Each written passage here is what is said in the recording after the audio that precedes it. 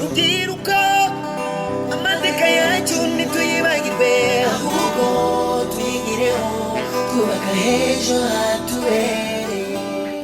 Dukomeje kwifuriza intangiriro nziza z'umwaka wa 2020. Nimwahisemo gushyira inshinge za radio zanyu ku murongo w'104.3 FM ni radio Ijwi ry'Amerika. Nkuko mumaze kubimenyera, uyu ni wa mwanya w'ikiganiro Ejo. Ikiganiro mutegurirwa n'umuryango Ejo hagamijwe kwimakaza umuco w'amahoro mu Rwanda no mu karere k'ibiyaga bigari. Iki kiganiro gihagarariwe n'Ijya na Roger Mizero Crispin ku buhanga bw'ibyuma. Naho njye mwumva kuri mikoro kandi mugiye kubana muri iki kiganiro nitwa Jean Aime Mahawe nayo. Mbahaye ikaze. Mu muco nyarwanda cyaraziraga gukora imibonano mpuzabitsina mbere yo gushinga urugo, ndetse cyabaga ari n'igisebo gikomeye ku muryango iyo wayikoraga uri umwari ugasama, kuko wahitaga woherwa hazwi nko ku karwa k'abakobwa, kakaba ari akarwa gaherereye mu karere ka Nyamasheke mu kiyaga cya Kivu. Nyamara uko imyaka yagiye isimburana byagaragaye ko iryo ngiryo ry'ihohoterwa ryakorerwaga abakobwa bityo birahagarikwa. Ariko umubare w'abana b'abakobwa batwara inda bakiri bato wakomeje kwiyongera, wiganjemo abakiri ku ntebe y'ishuri. Minisiteri y'Uburezi yabonye ko iki kibazo gikomeye kandi kigira ingaruka mbi ku buzima bw'abana babyara bakiri ku ntebe y'ishuri. Nuko kuva mu mwaka wa 2013 itangiza gahunda yo kureba uburyo abana bafashwa bakajya bahabwa udukingirizo tubafasha kwirinda gusama bakiri mu bigo by'amashuri bigaho. Nyamara iki cyemezo nticyavuzweho rumwe, yaba mu miryango itegamiye kuri leta, ababyeyi, abarezi, abana ubwabo ndetse n'abanyamadini. Akaba ari nayo mpamvu kugeza ubu iki cyemezo kitaratangira gushyirwa mu bikorwa. Kiliziya Gatolika mu itangazo yashyize ahagaragara mu minsi ishize, Musenyeri Simaragide Mbonyintege, perezida w'inama y'Episkopi Gatolika mu Rwanda CPR, yagize ati agakingirizo si igisubizo cy'ibibazo urubyiruko rufite kugeza ubu, ahubwo gashobora kubyongera. Uyu muvugizi wa Kiliziya Gatolika yiribajije ati ese abana nibo bagomba guhangana n'ikibazo cy'imibonano mpuzabitsina mu rubyiruko cyangwa nitwe ababyeyi? Nshuti bakunze b'ikiganiro Ejo, uyu munsi tugiye kuganira kuri gahunda yo gushyira udukingirizo mu mashuri, aho usanga abantu batabyumva kimwe, cyane cyane abanyamadini ndetse n'imwe mu miryango itegamiye kuri leta. Muri iki kiganiro turaza kumva umwe mu bakobwa batwaye inda yiga mu mwaka wa 5 w'amashuri abanza atubwira uko byamugendekeye. Turaza kandi kumva bamwe mu baturage bo mu karere ka Kamonyi twaganiriye batubwira icyo batekereza kuri iyi ngingo. No ku musozi w'iki kiganiro turaza kumva umwe mu bashinzwe uburezi mu karere ka Rulindo atubwira byinshi kuri iyi gahunda yo gushyira udukingirizo mu mashuri. Ese mwe tugiye kubana muri iki kiganiro mutekereza iki kuri iyi gahunda yo gukoresha udukingirizo ku banyeshuri biga mu mashuri yisumbuye? Ni mu dusangiza ibitekerezo byanyu, ingero cyangwa inyunganizi, aho mwatwandikira ubutumwa bugufi kuri telefone ngendanwa ariyo 0728 mwadusangiza ibitekerezo byanyu kandi muciye kuri nimero yacu ya WhatsApp ariyo 0785 mwanyura kandi no ku mbuga nkoranyambaga zacu arizo Facebook, Instagram, Twitter na YouTube, aho ryashakishirizwa ukandika ijambo Ejo ukadusigira igitekerezo cyawe. Ni munyemerere rero mbere yuko twanzika n'ikiganiro cy'uyu munsi, mbanza nakire mugenzi wanjye Ukeza Kristera ugiye kutugezaho bimwe mu bitekerezo mwari tugejejeho mu biganiro byatambutse. Kristera, uraho? Uraho neza. Amakuru y'iminsi? Amakuru ni meza cyane. Ndabona vision warayitangiye neza. Cyane, uyu ni umwaka w'ingororano. Reka rongo hakanya tugeze ibyo bitekerezo, ndagaruka dukomeza n'ikiganiro mu kanya.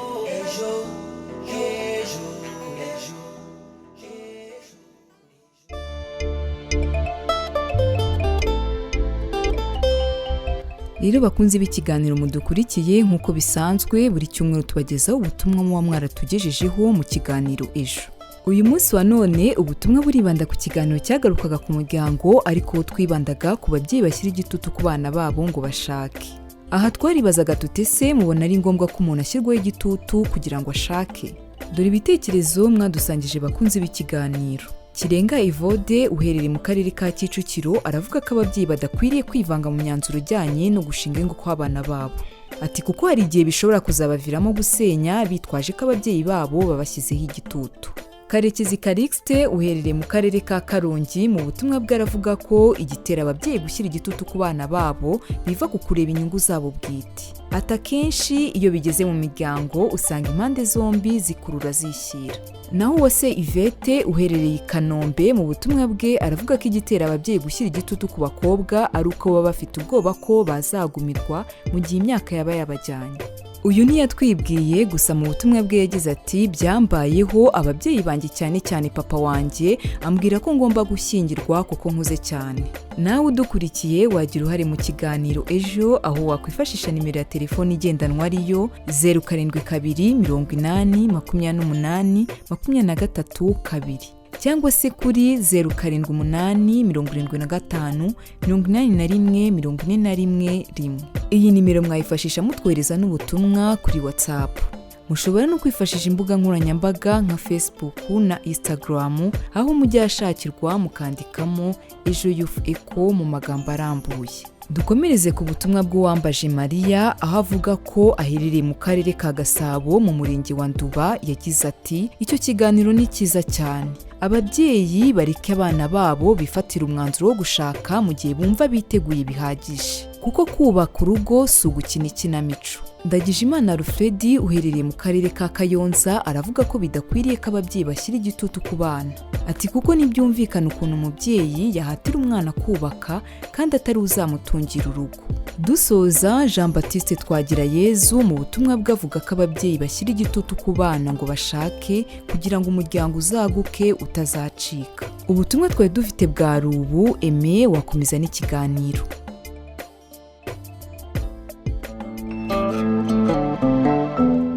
Reka rero dutangire n'ikiganiro ejo cy'uyu munsi, aho turi kuganira kuri gahunda yo gushyira udukingirizo mu mashuri, aho usanga abantu benshi batabivugaho rumwe, cyane cyane abanyamadini ndetse n'imiryango itegamiye kuri leta. Ishami ry'umuryango w'abibumbye ryita ku buzima OMS rigaragaza ko mu bihugu biri mu nzira y'amajyambere abakobwa miliyoni 21 bari hagati y'imyaka 15 na 19 na miliyoni 2 bari munsi y'imyaka 16 baterwa inda buri mwaka.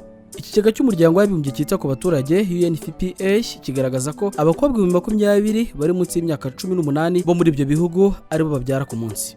Inda zitateguwe mu rubyiruko rw'u Rwanda ni kimwe mu bihangayikishije. Mu mwaka wa 2016 Minisiteri y'Ubuzima yagaragaje ko abana b'abakobwa 17,444 bari hagati y'imyaka 16 na 19 batewe inda zitateguwe, kandi benshi muri bo bikaba byaratumye bahagarika kwiga. Mu mwaka wa 2018 abana b'abakobwa bari munsi y'imyaka 18 19 nibo batwaye inda. Naho mu mwaka ushize 2019 kugeza mu kwezi kwa 9 abarenga 16,000 bari bamaze guterwa inda zitateguwe, kandi benshi muri bo bikabagiraho ingaruka mbi zirimo no gucikiza amasomo yabo.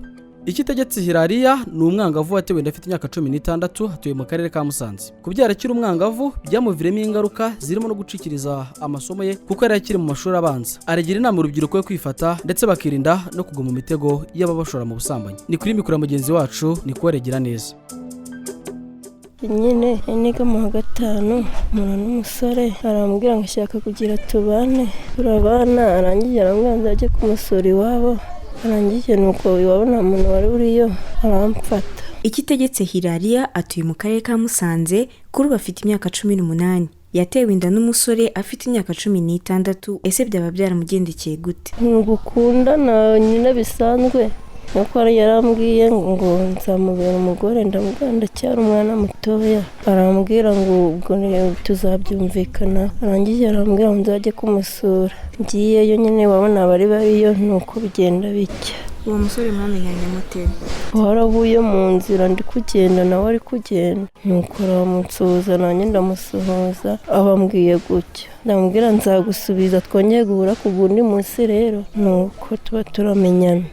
Hanyuma se nyuma yuko agufasha kangufu yigeze agufasha cyangwa yarakuretse gusa? Naramubwiye ngo kubyemera, njye nkora ku bushakashatsi bwanjye, ngenda cy'inshuro kugira ngo imyambaro y'umwana no kuntu twabaho turi kurya.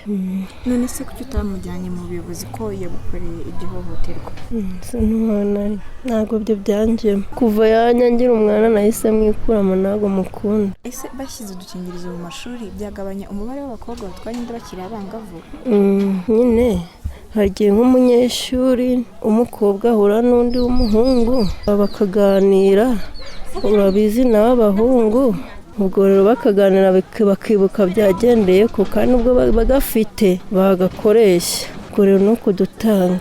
Iyo muza gukora imibonano mpuzabitsina mwumvikanyeho n'uwo musore, wari gukoresha uburyo bwo kwikingira? Oya, nenda manza nabyara nka rimwe se nkategereza umwana yakura, nkahita njyayo, noneho nkashyira nko mu myaka 2 nambase umwaka, umwana akuze nkongera nyine nkabyara undi ariko uwa mbere akuze. Ese ko warabyaye ukiri umwana mutoya byakugize izihe ngaruka? Ingaruka nagize nyine uko natakaje nze gusubira mu ishuri, kandi nawe kumva ko ndi mu mashuri matoya ntaramenya gusoma no kwandika neza. Iyi niyo nama wagira abakobwa bari kutwumva? Inama nabagira ni ukwifata ntibashuku n'ibibiri n'abasore bari hanze aha, bakirinda ibintu badushyukisha bakifata nk'abakobwa.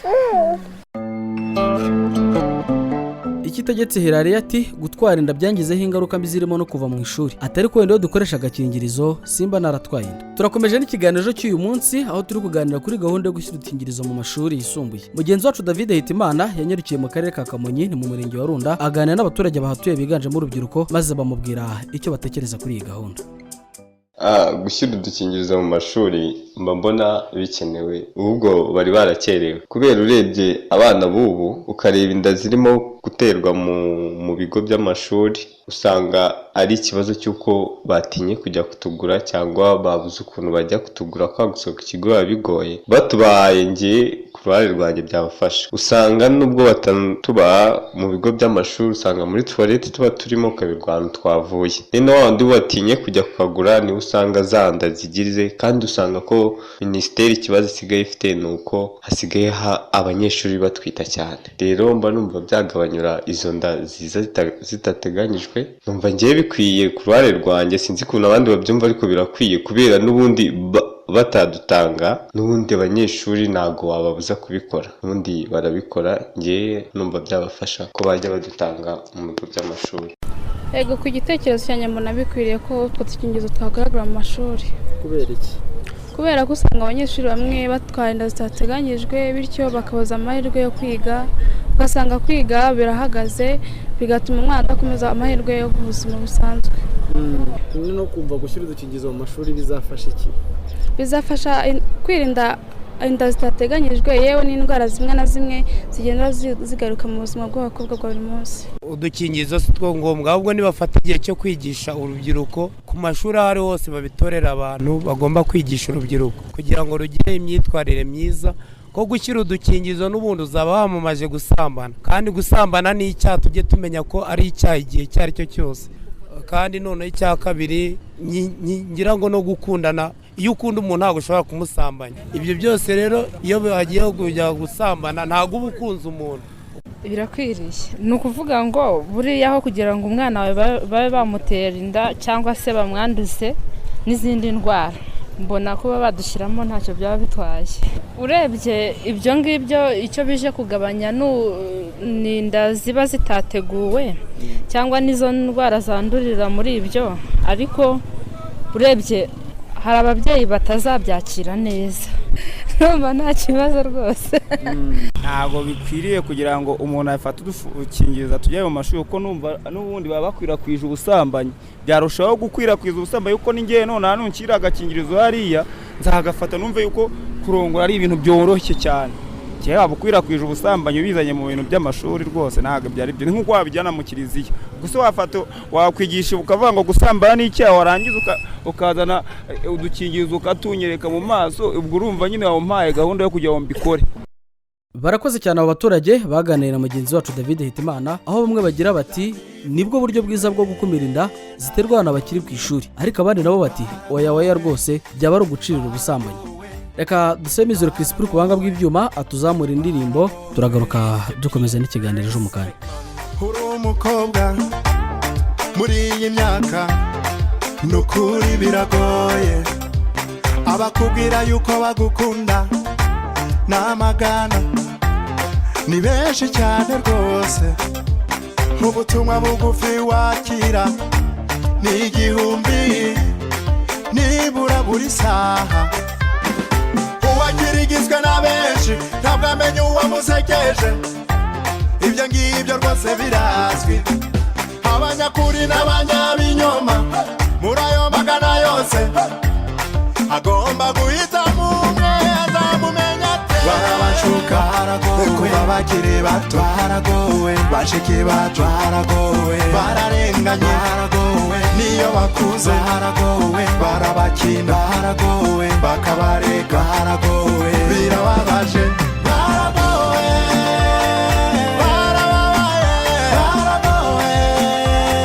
abari bacu baragowe murabacanga, baragowe kuva kiri umwangavu kugeza shesha kanguhe, bamwirukaho n'urukundo. bakatiye bamuvuga nabi ngo n'ubundi ni mubi atera n'umwaku iyo yicecekeye akabareka agategereza ngo yaragumiwe hariho n'abamuha impano aho bari kumugura. wowe ugifungura inyakiramajwi yawe reka nkwibutse ko iyo ukomeje gutega amatwi ari radiyo ijwi rya Amerika yumvikanira ku murongo w'104.3 FM aho turi umwanya w'ikiganiro ejo. uyu munsi rero turi kuganira ku nsanganyamatsiko ijyanye na gahunda yo gushyira udukingirizo mu mashuri, aho usanga kugeza ubu bamwe batabivuga rumwe na leta, cyane cyane abanyamadini ndetse n'imiryango itegamiye kuri leta. nawe rero duteze amatwi ushobora kugira uruhare muri iki kiganiro udusangiza igitekerezo cyawe, urugero cyangwa inyunganizi, aho watwandikira ubutumwa bugufi kuri telefoni ngendanwa ari 072 80 28 232 cyangwa se kuri nimero yacu ya WhatsApp ari 078 75 81 411. wadusanga kandi ku mbuga nkoranyambaga zacu arizo Facebook, Instagram, Twitter ndetse no kuri YouTube, aho wakurikirana ibiganiro biba byaratambutse ujyashakishirizwa ukandika ijambo Ejif Eco bifatanye. baratezetse uwabivuga bitamuriho we namwagira ngo nugukabya nyamara bo bari kwibwiriye baratezetse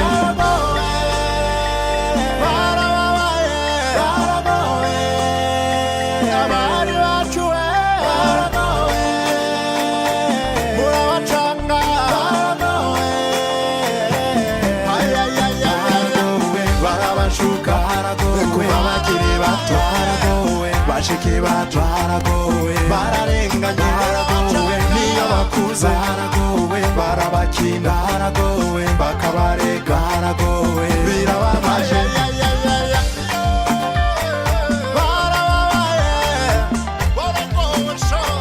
abari bacuwe murabacanga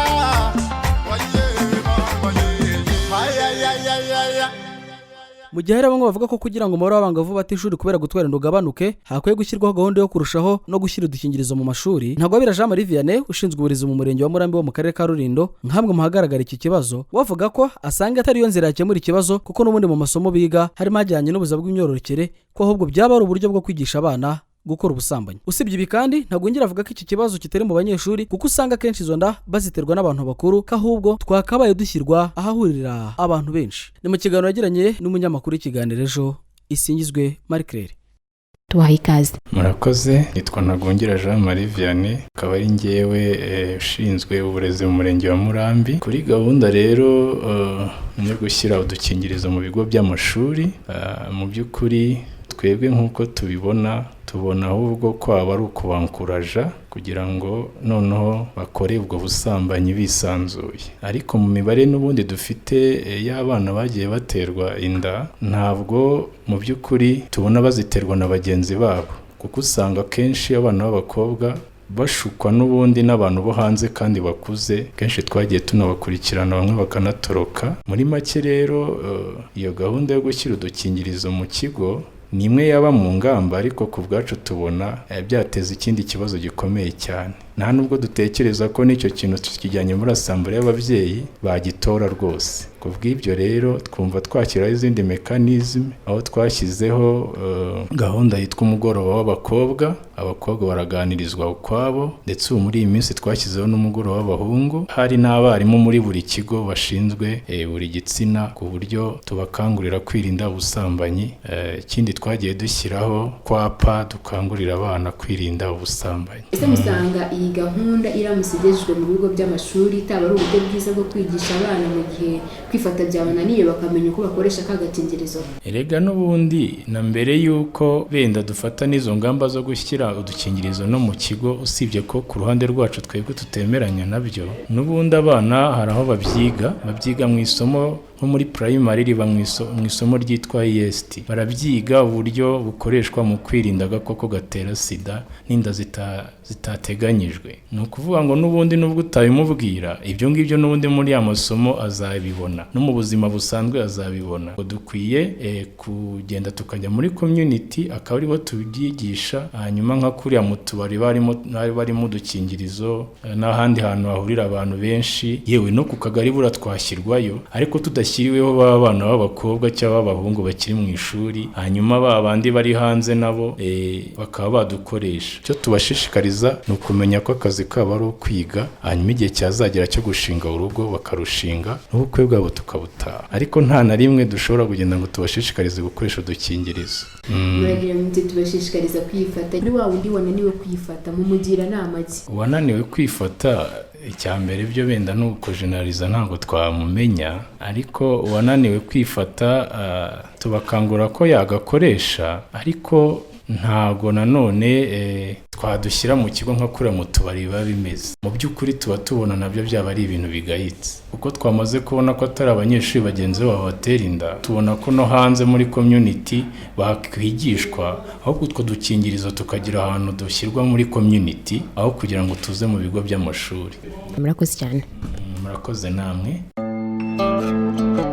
Turamushimiye cyane Bwana Ntagungira Jean Marie Vianney ushinzwe uburezi umurenge wa Murambi ho mu karere ka Rulindo, aho wabona uburyo bwiza bwo gukemura ikibazo cy'abana baterwa inda ari ugushyira udukingirizo ahahurira abantu benshi aho kutujyana ku bigo by'amashuri. Reka rero nongere nakire mugenzi wanjye Ukeza Christella tugeze ibitekerezo mwamaze kutugezaho muri iki kiganiro, mutubwira icyo mutekereza ku mikoreshereze y'udukingirizo mu mashuri. Kuri ingingo Jaime hari abadukurikiye bamaze kugira icyo babivugaho binyuze kuri nimero WhatsApp y'ikiganiro ariyo 0785754141. Ezekiel uherereye mu karere ka Nyamasheke mu butumwa bwe yagize ati sinumva ukuntu mu mashuri hatangirwa udukingirizo, bagakwiriye gushaka izindi nzira kugira ngo bigishe urubyiruko ko gukora imibonano mpuzabitsina batarashinga ingo kari bibi. Uwiringiyimana Jean Claude we yagize ati gushyira udukingirizo mu mashuri mbona byaba byiza kuko byagabanya umubare w'abana batwara inda mu mashuri bikanabarinda kwandura indwara zandurira mu mibonano mpuzabitsina. Uwase Yvette aravuga ko gushyira udukingirizo mu mashuri abona ntacyo yabivugaho, atari ko gusa ntibyumvikana. Ubu nibwo butumwa bumaze kutugeraho, nawe udukurikiye ushobora gukomeza ukatwandikira ubutumwa kuri iyi ngingo, turakomeza tubwakire. Urakoze cyane Christella kuri ibyo bitekerezo, ariko mbere ko sohoka muri studio ndagira ngo nawe nkubaze umbwira icyo utekereza kuri gahunda yo gushyira udukingirizo mu mashuri. Icyo mbona ni uko gushyira udukingirizo mu mashuri atari cyo gisubizo. Igisubizo ahubwo ntekereza ko ari za gahunda n'ubundi gukomeza kuzishyiramo ingufu, kuko n'ubundi kuzana udukingirizo mu mashuri ni no gukangura cyangwa kongera kwevera abana kurushaho gusambana. Rero iki numva cyakorwa ni uko ahubwo za nyigisho hahandi dutangirwa byakomeza gushyirwamo ingufu. Ntekereza ko kugira ngo dushyirwe mu mashuri burya twashyirwa mu masantre de jeunes tugashyirwa kwa muganga kurenza uko batuzana mu bigo by'amashuri. Nitugume hahandi, ahubwo wumva gakeneye cyangwa ukwiriye izo nama agane kwa muganga cyangwa agane ahandi hantu hatangirwa izo serivisi z'udukingirizo. Aha, urakoze cyane Christella.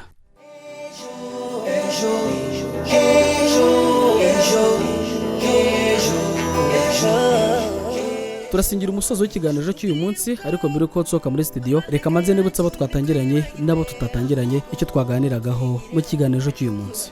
Mu kiganiro cy'uyu munsi rero twaganiraga ku nsanganyamatsiko irebana na gahunda yo gushyira udukingirizo mu mashuri, aho usanga bamwe batabivugaho rumwe. Twumvise bamwe mu baturage bo mu karere ka Kamonyi twaganiriye, aho kuri ingingo bamwe babona nk'igisubizo kirambye cyo kurandura burundu inda ziterwa abangavu, ariko abandi nabo bati byaba ari gahunda yo gucirira ubusambanyi. Twumvise kandi ubuhamya bw'umwana w'umukobwa witwa Ikitegetse Herari wabyaye afite imyaka 16, aho yigaga mu mwaka wa 5 w'amashuri abanza, agahita anacikiriza amasomo ye, akaba asoza agira inama mu rubyiruko kwirinda gukora imibonano mpuzabitsina n'uyikoze akagerageza gukoresha agakingirizo. Naho ku musozo w'iki kiganiro tumaze kumva ushinzwe uburezi mu murenge wa Murambi ni mu karere ka Rulindo avuga ko twagashyizwe ahahurira abantu benshi aho kudushyira mu bigo by'amashuri. Ese mwe mwakurikiye ikiganiro cy'uyu munsi, iyi gahunda yo gushyira udukingirizo mu mashuri murayivugaho iki?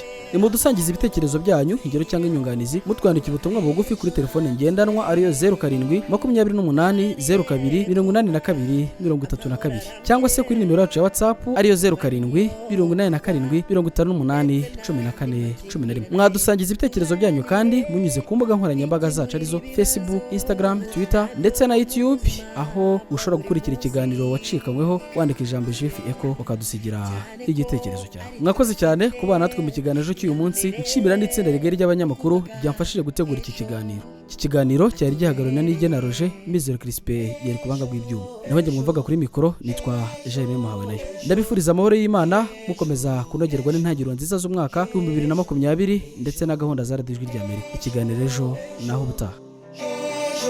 Ejo